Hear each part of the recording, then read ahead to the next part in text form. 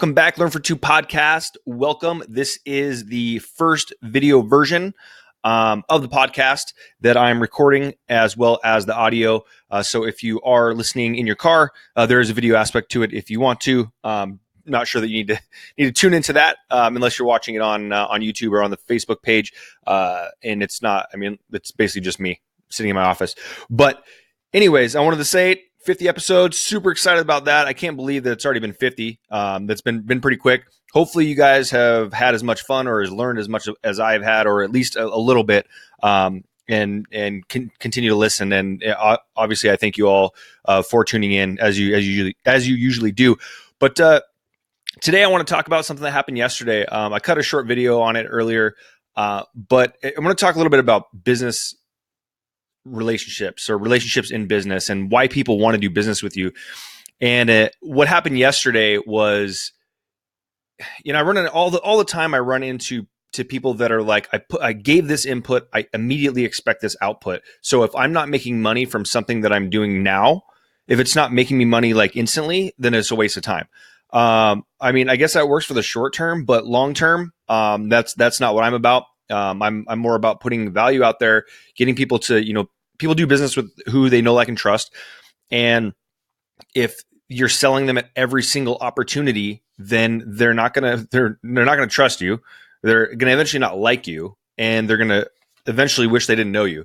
So what I want to talk about is yesterday, a little story about kind of what we've done in our house since my daughter's oldest, my son is the youngest. And when my daughter first lost her first tooth, what we did was we decided, all right, well, we're going to give her $2 bills for the tooth fairy, like tooth fairy. And also it wasn't money that she would see normally. So it was something a little bit more exciting for her. So it looks like special money. So, we've done that all the time. I found myself in gas stations at 11 o'clock at night trying to find a $2 bill somewhere. It'd be smart of us just to have a bunch of them on hand, but we don't. So it's usually an adventure every single time we get that. So we'll do $2 bills, or like the Sacagawea dollars or silver dollars, or even 50-cent pieces. Just something that's different than what they normally see, so they feel like it's something special coming from the tooth fairy. But so yesterday I went all around. I went to a casino. They didn't have any there. I went to a couple gas stations. Didn't have any there. And I know you're saying, why didn't you go to the bank? Well, my son lost his tooth that morning. The day was pretty busy. I forgot that he had picture day, so I had to go take him to get a haircut right before that. And I didn't want him to see me picking up the $2 bills at the bank. So I had to drop him off. By the time I got to the bank, they were closed like 5 minutes before I got there. So I went on this adventure to go find these $2 bills. And I end up stopping at my favorite bar, our favorite bar that we typically go to. And it's not our favorite bar because they have the best drinks. I mean, they have beer on tap like everybody else. They have the same liquor to make the same drinks that everyone else has. They do have an awesome Philly, but I mean, their food is great, but I mean, it's not, we don't go there for the food. We don't go there for the drinks. We go there for the people that are there. And the reason I say that is because they treat us right all the time. And yesterday was no different. So I end up at the bar. I'm not ordering anything. I'm not getting anything. I'm there to find $2 bills. That's it. So I go in there, and Paul, which is one of the bartenders there, I'm talking to him, and I walk in. I was like, "Hey man, do you have any $2 bills?" And he goes, "Oh, you know what? I'm not sure. I'm not sure if we do." So he went and talked to someone else that was working. And asked her. She's like, "No, you know what? I started giving them all to the bank. We didn't, some people come in, they play for good luck. They bring in $2 bills because they're good luck.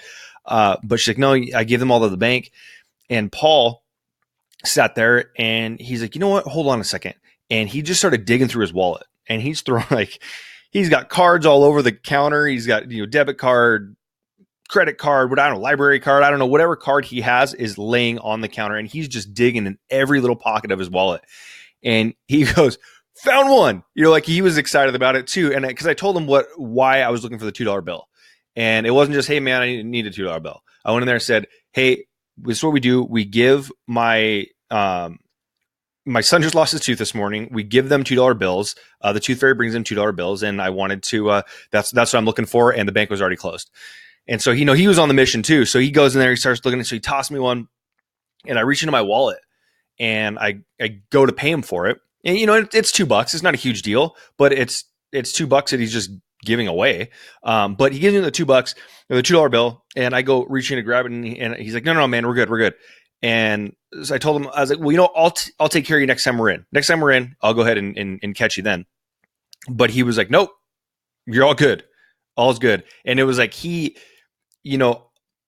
obviously we have a relationship to the point where, he knows who I am when I come in and all that stuff. And we never hung out outside of there. But he was excited about it. He treated me like a person, not just somebody that was going to tip him at the end of the day. He's like, hey, this is what you're trying to do. I want to help you do that. And so at the end of the day, I got home. My son this morning woke up, got his $2 bill, and he was super excited about it. And I want to thank Paul for that. It's something he didn't have to do. He didn't have to look. He could have said, "No, man, I don't have any." Even if he wasn't sure if he had any or not. When he first looked through the first part of it, but then he started digging through his wallet. That's something he did not have to do. I did not buy anything. I did not sit down. I was in there maybe 2 minutes while he looked for that $2 bill. And that's where, I've written stories before on another bar that's really, I don't know if it's popular, but there's a ton of them around here. And it was that I had 4 terrible experiences in a row. And there was zero relationship. I was in there. I was a number count. And it was, they didn't treat me with a relationship status. And that's where what Paul did there is a reason why we go to that bar. That isn't the first time that they've treated us like that. We've been in there on a birthday, and, the owners are like, oh, hey, you're in here for a birthday. Oh, here, throw a shot out there for the birthday girl or whatever. But it's not about getting free things either, but it was the effort that Paul went through that got me, that reminded me why I go in there. I didn't stop at any other bars, to be honest. I walked into this one and just, I was like, oh, I'm a couple blocks away. Let me go pop in there and see if they have one. And the reason that I did that is because I knew if they did, they would give me one. Not give me, but they would look for it and, and help me out. And so, thank you, Paul. I really appreciate the fact that you did that for me and did that for my son, really, because he was super excited this morning. And I just wanted to relate that to all businesses, whatever business you're in. If you continue to treat people like numbers, it's not going to, they're going to feel that. They're not going to feel like you truly care about them. And, so the point of this podcast is pretty much, treat your clients and even your leads, treat them like people and treat them with a relationship aspect to it, as opposed to just looking at them with a dollar sign. And when I used to work at the casino, I used to envision like a movie scene as people walked in, like with a dollar amount above their head, what they meant to the casino. And just don't do that. Like if you're really trying to create a business relationship, when you talk to people, just don't think of them as what they're able to do for you. Maybe give them something. And you know what? I just told a story about how great I think Great American Pub is. That's the bar that we were at. How great Paul is. And they didn't ask me for any of that, but I don't even feel obligated. I feel like I want to share with everybody else because I want them to have the same feeling that I had. So think about that. If you treat somebody in that aspect and you're not just trying to get a review from them or get something from them constantly, everything that you do, getting something back. What did Paul get back other than maybe the satisfaction that he helped me out right then and there? I didn't throw him $50 for a $2 bill. Like he doesn't get anything then, but guess what? Each time we decide to go there instead of somewhere else because of that action, he'll benefit in the long run.